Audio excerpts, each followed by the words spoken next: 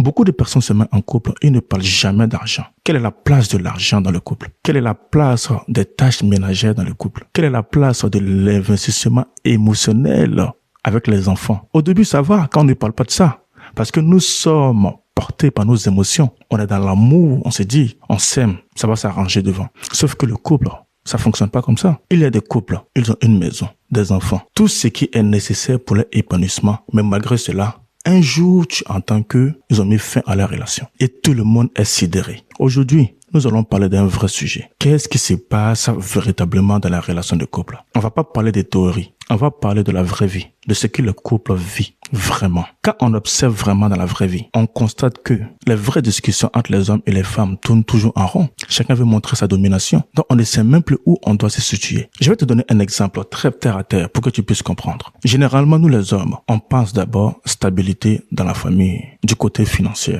Et tu verras un homme, par exemple, enchaîner peut-être 2 boulots, 3 boulots, 4 boulots, juste pour ramener la stabilité financière. Lui, dans sa tête, il est programmé pour ça. Il s'est dit, je suis le pourvoyeur. Je prends mon cas à moi. Je suis né dans une famille polygame. J'ai toujours vu mon père travailler pour subvenir à notre besoin. Au grand jamais, on a manqué de la nourriture. Donc nous, quand on observe ça, on se dit, c'est notre rôle de ramener de l'argent. De l'autre côté, tu vois des femmes, elles acceptent que l'homme soit le pourvoyeur. Elle veut que son homme l'écoute, la comprend, prend les initiatives à la maison, sans qu'elle ait à le demander. Donc, on est en face de 2 visions différentes. Et toutes disent la vérité en fonction de leur perception.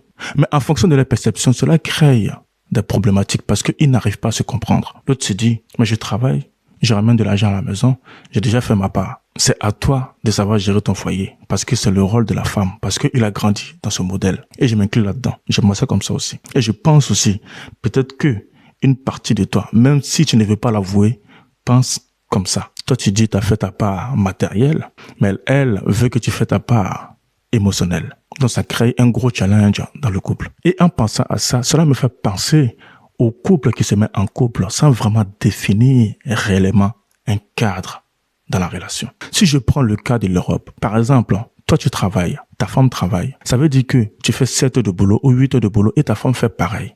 Et quand vous arrivez à la maison et que tu dis, mon rôle à moi, c'est de ramener de l'argent à la maison, pourtant ta femme également ramène de l'argent à la maison, vous voyez qu'il y a une incompréhension qui s'installe parce que le rôle que tu avais, ta femme l'a aussi.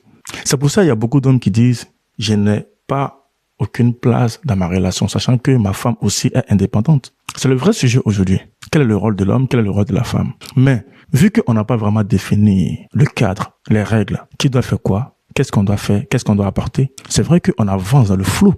Et quand on avance dans le flou, sachant que nous venons d'une culture où il y a l'homme et la femme, ça fait qu'aujourd'hui, on vit des tensions. Mais dans le contexte européen, parfois la culture n'a pas forcément, elle a sa place, mais pas forcément. Parce que c'est pas le même jeu, c'est pas le même terrain. Est-ce que tu comprends ce que je veux dire? Si tu veux forcément appliquer ta culture de A à Z, tu peux le faire peut-être en Afrique, dans ce contexte où là, la femme parfois est à la maison et l'homme va travailler. En Europe aussi, ça existe, hein, des femmes au foyer qui veulent simplement gérer les familles et l'homme soit le pourvoyeur. Parce qu'il y a des hommes aussi qui adorent ça, à prendre ses responsabilités en disant que c'est moi qui ramène de l'argent à la maison, c'est mon rôle, je crée cette sécurité financière et physique à la maison. Mais dans ce cas, il faut vraiment en parler, il faut définir, il faut poser le cadre, il faut poser les projets, l'argent, le rôle de tout le monde. Et tant que ce n'est pas fait, on avance dans le flou. Et quand on avance dans le flou, ça crée beaucoup d'incompréhension. Et parfois, c'est l'inverse qui arrive. Il y a des couples qui sont super méga bien organisés. Les règles sont bien définies. Chacun connaît sa place. Il y a un cadre. Mais ils ne parlent plus vraiment. Ils ne se connectent plus vraiment. Quand l'autre a envie de s'ouvrir à l'autre en parlant vraiment de ses émotions, l'autre ne veut pas prendre le temps vraiment d'écouter. Et ce genre de couple-là, ils sont dans une forme de mécanisme. C'est-à-dire, en eux-mêmes, il n'y a plus de connexion émotionnelle. C'est-à-dire, l'homme ne peut pas vraiment s'ouvrir. La femme ne peut pas vraiment s'ouvrir parce que dès que l'autre essaie de le faire, automatiquement la personne est jugée ou on lui coupe la parole, on commence à lui donner des conseils. Et c'est ce que tu as déjà vécu ça.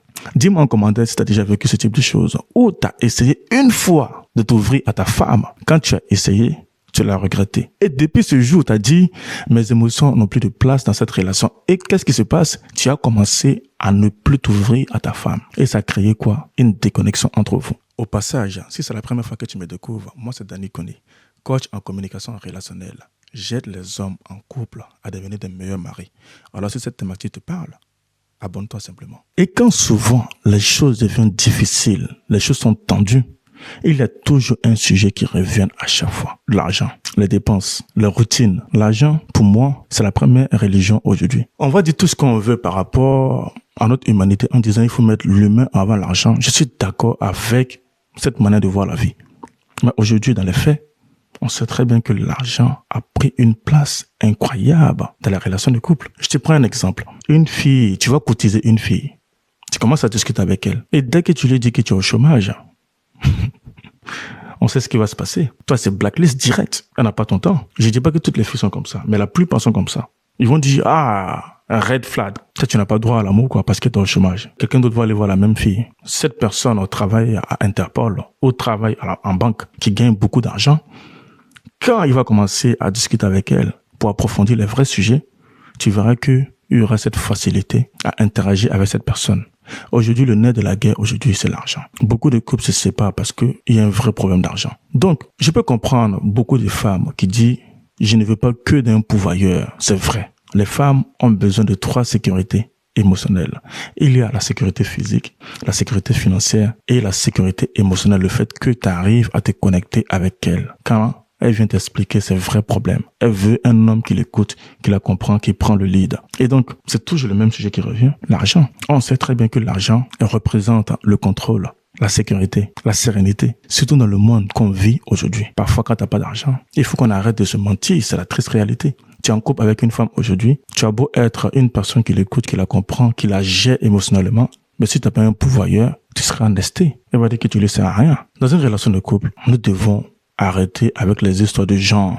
Toi, tu es une femme, c'est ta place qui est ceci. Moi, je suis un homme, c'est ma place qui est ceci. Nous devons considérer l'autre comme un être humain. Si on est ensemble, on avance ensemble. Et le cadre doit vraiment être bien défini. Quand il n'y a pas de cadre, ça devient compliqué. C'est pour ça qu'il faut communiquer. Il faut apprendre à communiquer. Pas en imposant sa suprématie à l'autre en disant que l'autre doit forcément se plier à nous. C'est ça le vrai débat aujourd'hui. Comme je vois les gens, ils se marient sans vraiment dire les choses avant de se marier. Et quand il y a le divorce, les sentiments n'ont pas de place. Maintenant, on va commencer à parler en langue juridique. Ou maintenant, vu que vous n'avez pas pris le temps de créer un contrat de mariage, c'est l'État qui va décider pour vous en disant ça c'est pour elle, ça c'est pour elle.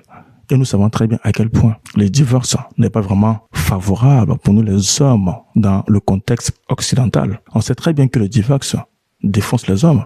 Et les hommes ont du mal à se remettre du divorce. C'est une triste réalité. Les gars, vous devez prendre le lead. Vous devez ramener de l'argent. Ça a été toujours comme ça, depuis la nuit des temps. Les femmes également doivent aussi se battre. Il faut qu'on sorte dans les idées où les femmes doivent être forcément des femmes au foyer. Le monde a évolué. Évoluons progressivement, mais n'oublions pas d'où on vient. Parce que si on met les femmes d'un côté et les hommes d'un côté, ça crée toujours des histoires.